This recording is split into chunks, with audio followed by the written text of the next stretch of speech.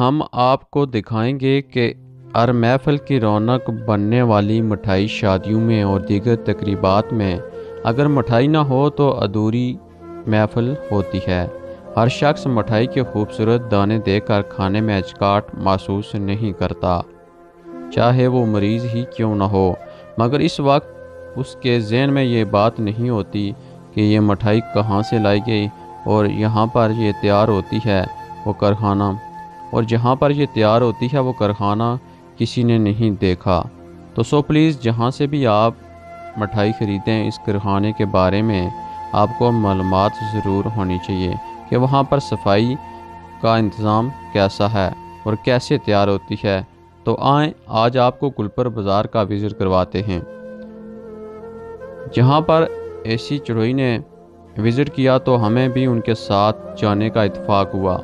انہوں نے بازار میں 2 سے 3 کارخانوں کا وزٹ کیا جہاں پر صفائی کا نظام کچھ قدرے بہتر تھا، مگر پھر بھی AC صاحب نے ان کو مزید بہتری لانے کی ہدایات جاری کی اور صفائی کا نظام مؤثر نہ ہونے پر 2000 جرمانہ کیا۔ اب ہم بازار میں پرانی اور مشہور دکان جہاں پر ہر وقت رش ہوتا ہے اس کے کارخانے کی طرف بڑھے تو انٹری پر گلاب جامن کی کڑھائی نے ہمیں اپنی طرف مائل کیا، جس کے بعد AC صاحب اب سٹیپ بائی سٹیپ آگے بڑھنے لگے تو کچھ مخصوص چیزوں میں رکھی گئی مٹھائی دیکھی تو اس کی حالت حیران کن تھی۔ جو کپڑا دیکھا ایسا لگا جیسے یہ کسی گندگی کے ڈھیر پر پڑا ہوتا ہے۔ اب اگلا سٹیپ دیوار کے ساتھ لگی الماری میں رکھی گئی مختلف قسم کی مٹھائیاں تھیں۔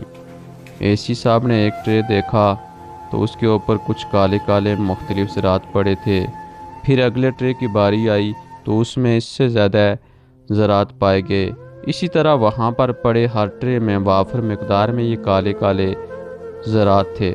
اب وہاں کام کرنے والے شخص سے AC صاحب نے پوچھا، ارے بھائی یہ کیا ہے؟ تو وہ کچھ نہ بولا اور خاموش رہا۔ اتنی دیر میں چوہوں نے آوازیں دینا شروع کر دی اور چہل قدمی کرنے لگے اور بتایا کہ یہ ہم ہیں اور یہ ہمارا کارنامہ ہے۔ اب آپ سمجھ گئے ہوں گے کہ وہ چوہوں کی گندگی مٹھائی کے اوپر تھی، مگر ان لوگوں کو کیا غرض، انہوں نے تو اپنی دہاڑی لگانی ہے۔ AC صاحب نے اپنے عملے کو فوری دکان سیل کرنے کا حکم جاری کیا۔ ٹیپ اور تالے کا پوچھا تو کہنے لگے لا رہے ہیں۔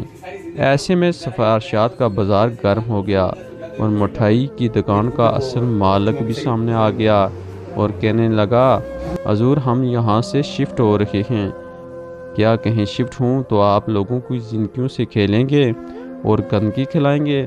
پھر 7 دیگر حملے کے تعلقات۔ AC صاحب جرمانہ کر دیں، 2 دن کے بعد پھر جرمانہ وصول کر کے کھولنے کی اجازت دیں گے تو ابھی ہی جرمانہ کر دیں۔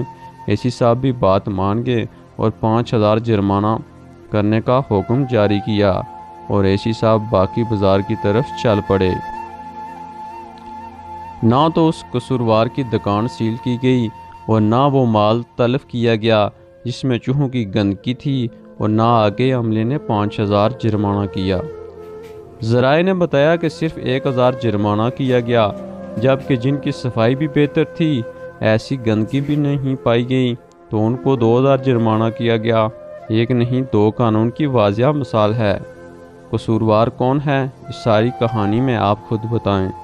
ہمارا مقصد آپ کو سمجھانا ہے کہ جہاں سے بھی آپ ایسی چیزیں لیں وہاں کی حالت کے بارے میں آپ کو علم ہونا چاہیے۔ گھر میں ہم اگر کسی چیز پر چوہے کو دور سے جاتے ہوئے دیکھ لیں تو کہیں روز تک اس برتن میں ہم کھانا تک نہ کھائیں، اور یہاں پر تو چوہوں کی گندگی سے محض مٹھائیاں ہمیں کھلائی جا رہی ہیں۔ پر انتظامیہ اور بالخصوص فوڈ اتھارٹی پر یہ سوالیہ نشان اٹھتا ہے جو عوام کی جان و مال کے محافظ ہیں، مگر کیوں خاموش؟